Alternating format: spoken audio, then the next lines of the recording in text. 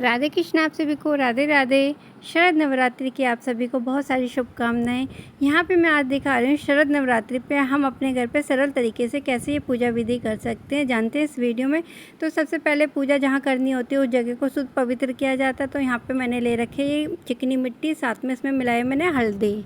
तो हल्दी और चिकनी मिट्टी से हम यहाँ पे जगह को शुद्ध पवित्र करेंगे, इसको लीपेंगे। तो लीपने के लिए आप गाय के गोबर का भी इस्तेमाल कर सकते हैं, नहीं तो गेरू जो लाल मिट्टी होती है उसका भी, आप सिर्फ सिंपल मिट्टी या हल्दी का भी प्रयोग कर सकते हैं। यहाँ पे इस जगह को इसलिए लीपा जाता है कि ताकि जब हम माता रानी की चौकी को बैठाएं तो जगह शुद्ध और पवित्र रहे। तो यहाँ पे माता रानी की चौकी बैठाने के लिए सबसे पहले ये किया जाता है। और इस पूजन में हमें कम से कम सामग्री में हम कैसे अपने सरल तरीके से पूजा विधि करेंगे, इस पूजा की सामग्री सारी दिखा रही हूँ। और एक दिन पहले हम ये सारी तैयारी कर लेंगे पूजा की, और सारी सामग्री को जहाँ हम पूजा करेंगे वहाँ पे एक साथ लेके बैठेंगे। तो पूजा करते समय हमें बीच में बार बार नहीं उठना चाहिए, इसलिए सारी सामग्री एक साथ लेंगे। और यहाँ पे ये जगह सूख गई है, तो अब मैं इसके ऊपर अक्षत रखनी, तो अक्षत रख के ही हम अपनी चौकी को स्थान देते हैं। यहाँ पे चौकी का स्थान दे के हम इस पर लाल कपड़ा बिछाएंगे माता रानी की तस्वीर रखने के लिए। तो यहाँ पे हमने माता रानी की चौकी लगा ली और माता रानी की तस्वीर ली है मैंने। यहाँ पे आप तस्वीर या मूर्ति कोई सी भी ले सकते हैं। फिर इसके बाद गणेश जी और गौरी का स्थान देंगे। तो पूजा में गणेश और गौरी का स्थान जरूरी है देना। आपके पास मूर्ति है गणेश जी की वो रखिएगा, नहीं तो आप सुपारी भी रख सकते हैं और हल्दी की पीली गांठ भी। तो यहाँ पे मैं हल्दी की पीली गांठ ना रख के हल्दी का पाउडर लेके इसको हल्दी के रूप में एक पिंड सा बना लूँगी। तो पिंड का आकार दे के हम यहाँ पे गौरी माँ की तस्वीर बनाएंगे। तो इस तरीके से हम सब प्रथम गणेश और गौरी का स्थान देते हैं पूजा में। और यहाँ पे मैंने गौरी माता के लिए मैंने पहले एक छोटी सी प्लेट ली पीतल की, जिस पे मैंने अक्षत रखे। फिर हमने यहाँ पे गणेश जी के पास यहाँ पे गौरी माँ को भी स्थान दे दिया। अब मैं आपको दिखा रही पूजा की सामग्री में हमें ज़रूरी कौन कौन सी चीज़ें चाहिए। तो पूजा में देखिए आप मूर्ति भी रख सकते हैं, नहीं तो इस तरीके से तस्वीर रख सकते हैं जिसमें 9 देवी साथ में है और शेरा वाली माँ सफ़ेद शेर पे है। साथ में गणेश जी भगवान और गौरी माँ को हमने स्थापित किया है। फिर यहाँ पे हमने माता रानी के 16 श्रृंगार लिए। 16 श्रृंगार नहीं ले सकते तो आप 16 चूड़ियाँ ले सकते हैं, नहीं तो आप यहाँ पे सिर्फ बिंदी सिंदूर मेहंदी भी ले सकते। तो इस तरीके से माता रानी का पूरा श्रृंगार लेंगे, जिसमें लाल चुनरी और लाल वस्त्र जरूर होने चाहिए। साथ में यहाँ पे फूल लिए हैं, तो फूलों में हमने पंच पत्ते लेने, तो 5 पत्ते यानी कि आम के 5 पल्ले लेने, जिसमें फूल लिए मैंने गेंदे के, गुलाब के और साथ में गुड़हल के। तो गुड़हल के माता रानी को अर्पण किए जाते हैं, इसलिए गुड़हल के फूल जरूर लीजिएगा। साथ में हमने फल लिए, मिष्ठान जो भी लेना आप वो लीजिएगा। और यहाँ पे हमने नारियल लिया है, तो नारियल जटा वाला लेंगे जिसमें पानी हो, तो पानी जटा वाला नारियल लेंगे। और साथ में नारियल के ऊपर रखने के लिए हमने ये लाल चुनरी या लाल कपड़ा लेंगे, साथ में कलावा लपेटने के लिए। तो नारियल कलश मैंने लिया जो है तांबे का, जिसमें हमने जल भर रखा है। और माता रानी को अर्पण करने के लिए लिए मैंने ये लाल चुनरी। तो लाल चुनरी माता रानी को ज़रूर अर्पण करनी चाहिए नवरात्रों में। पे नवरात्रि में पाठ जरूर करना चाहिए दुर्गा सप्तशती का। अगर आपके पास समय नहीं तो आप दुर्गा चालीसा जरूर पढ़िएगा। तो पूजा की बहुत कम सामग्री से हम सरल तरीके से पूजा विधि करेंगे, जिसमें मैंने पंचमेवा पताशे लिए हैं भोग प्रसाद के लिए, साथ में शहद लिया है पान के पत्ते पे अर्पण करने के लिए। गुलाल अबीर दुर्गा माँ को हम अष्टमी वाले दिन अर्पण करते हैं। हल्दी पीली की गांठ लेते हैं कलश में डालने के लिए, और साथ में सिंदूर लिया है अष्टमी और नवमी की पूजा में। साथ में सुपारी और जनेऊ हम गणेश जी भगवान जी के लिए लेते हैं। पे देवी माँ को हम इत्र अर्पण करते हैं, गुलाब की भीनी खुशबू वाला, साथ में मोगरे का, और ये माता रानी के पूजा का सिंदूर है। तो ये इत्र अर्पण करेंगे, सिंदूर अर्पण करेंगे, पंचमेवा है। ये सारी चीज़ें मैंने आपको दिखाई। तो बहुत कम सामग्री से हम ये पूजा विधि करते हैं। और कलश में डालने के लिए हमने लिए ये कमल गट्टे, लौंग, इलायची, पीली कौड़ी, गोमती चक्र, साथ में दक्षिणा, और एक ये सुपारी है। साथ में इसमें डालेंगे हम ये पीली हल्दी की गांठ। तो ये सारी चीज़ें हम कलश में डालते हैं, जिसमें हम दूर्वा और फूल अक्षत अर्पण करते हैं कलश में डाल के। तो नारियल चुन्नी के साथ हम ये कलश की स्थापना करेंगे, जिसमें हम जवार नहीं बोते हैं। तो खेतरी बीजना और अखंड जोत हम नहीं लगा रहे हैं सरल पूजा में। यहाँ पे मैंने कलावा भी लिया पूजा में अर्पण करने के लिए।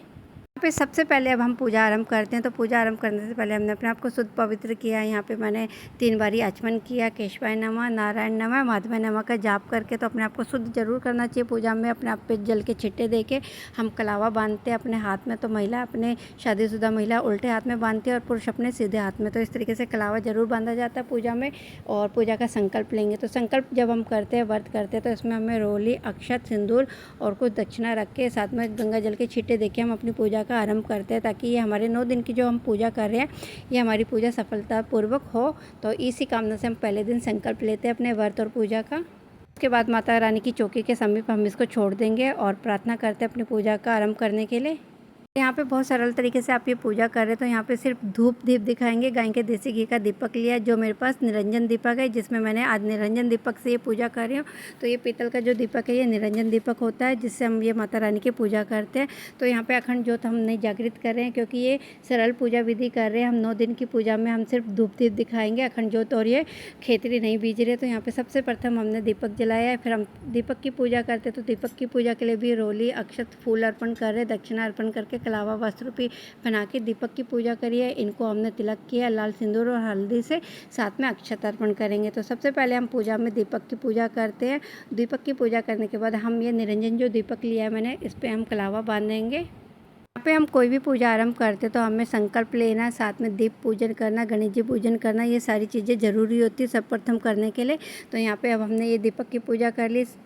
अब हम कर रहे हैं गणेश जी की पूजा। तो गणेश जी की पूजा के लिए भी हमने पीला फूल गेंदे का लिया। पीला फूल अर्पण किया जाता है भगवान जी को। तो अक्षत, रोली, सिंदूर और कलावा रख के, अक्षत रख के, हम दक्षिणा रख के ये गणेश जी भगवान जी को अर्पण करते हैं। ओम गणेशाय नमः का जाप करके ओम गणेशाय नमः कह के हमने ये फूल अर्पण किया है। और इसी तरीके से हम देवी माँ को फूल अर्पण करेंगे। तो देवी माँ गौरी को जब हम फूल अर्पण करेंगे तो वो हमें लाल गुलाब का या गुड़हल का लाल फूल अर्पण करना होता है। उससे पहले हम गणेश जी भगवान जी को जनेऊ भी पहनाएंगे। तो ये यहाँ पे हमने गणेश जी भगवान जी को जनेऊ पहनाने के बाद इत्र अर्पण किया। तो इत्र हमने गुड़हल के फूल में रख के अर्पण किया है। तो गणेश जी भगवान जी को इत्र अर्पण किया जाता है, साथ में यहाँ पे दुर्वा भी अर्पण की जाती है। तो इस तरीके से हमने गणेश जी का ध्यान करके ये सारी विधि करी है।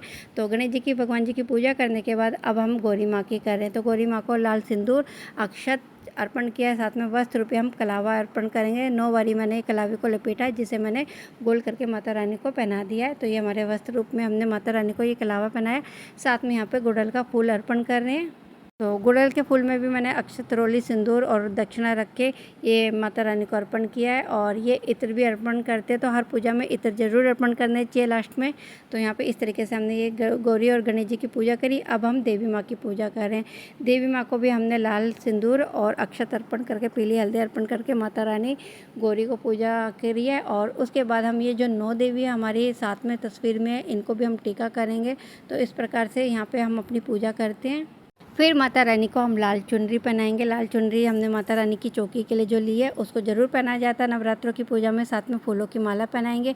अब बारी आ जाती है कलश की। तो कलश हम कैसे स्थापित करते हैं बिना खेतरी बीजे। तो यहाँ पे देखिए बिना खेतरी बीजे हम ये कलश स्थापना सिर्फ साधारण तरीके से करेंगे। तो यहाँ पे जटा वाला पानी वाला नारियल लिया है और जिस पर मैंने स्वास्तिक बना लिया, शुभ लाभ और रिद्धि सिद्धि के साथ। यहाँ पे आप चुनरी लपेट सकते हैं, नहीं तो आप लाल कपड़ा लपेट सकते हो, जिसके ऊपर हम ये 7 बार या 2 बारी यहाँ पे कलावे को लपेट लेंगे। तो यहाँ पे माता रानी का ध्यान करके हमने दुर्गा दुर्गा के नमः का जाप करते हुए अपने कलश की स्थापना कर रहे हैं।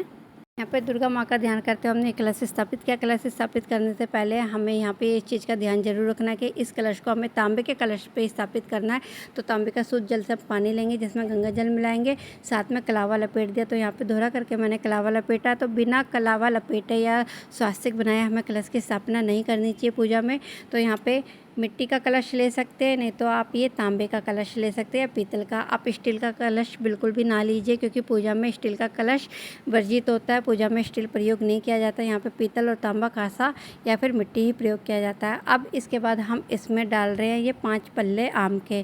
तो आम के 5 पल्ले डालेंगे, जिसमें एक ही डंठल में मैंने आम के 5 पल्ले लिए, जिसमें मैंने रोली, हल्दी अर्पण किया है। साथ में कलश में मैंने सुपारी डाली है, गोमती चक्र, पीली कौड़ी, और यहाँ पे सुपारी को अर्पण करेंगे। लौंग, इलायची के जोड़े डालेंगे और यहाँ पे दक्षिणा, दूर्वा डाल के फूलों को अर्पण करके ये हमारी कलश की स्थापना हो जाती है। ये सारी चीज़ें कलश में ज़रूरी होती है डालने।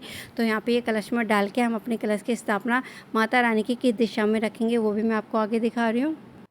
और यहाँ पे हम इसमें अब आम के पल्ले डालेंगे। आम के पल्ले ना मिले तो आप अशोक के पल्ले भी डाल सकते हैं, नहीं तो आप पान के पत्तों को भी रख सकते हैं कलश के अंदर। तो इस तरीके से ये मैंने आम के पल्ले लिए, जिसमें मैंने रोली और सिंदूर अर्पण किया हुआ है। अब हम ये कलश किस दिशा में अर्पण कर रहे हैं वो दिखा रही हूँ। तो देखिए माता रानी के लिए हमें साबुत अक्षत प्रयोग में लानी चाहिए। तो साबुत अक्षत जो अखंडित ना हो, जैसे पीली हल्दी से मैंने रंगा है। यहाँ पे एक ढेरी रखी है, जिसके ऊपर मैं रखूँगी ये कलश। तो कलश हमेशा माता रानी के उल्टे हाथ में रखना चाहिए। और ये कलश रखते समय नारियल की जो गांठ होती है, जिस तरफ आँख होती है, उसकी दिशा हमें अपनी तरफ रखनी चाहिए पूजा करते समय। अब हम ये कलश की भी पूजा करें, जिस पे मैंने पीले फूल लिए, जिसमें मैंने रोली, अक्षत, हल्दी, सिंदूर अर्पण किया, साथ में वस्त्र रूपी कलावा और दक्षिणा रख के हम एक विष्णु भगवान का ध्यान करते हुए, वरुण देवता का ध्यान करते हुए ये कलश की विधि पूर्वक पूजा करते हैं।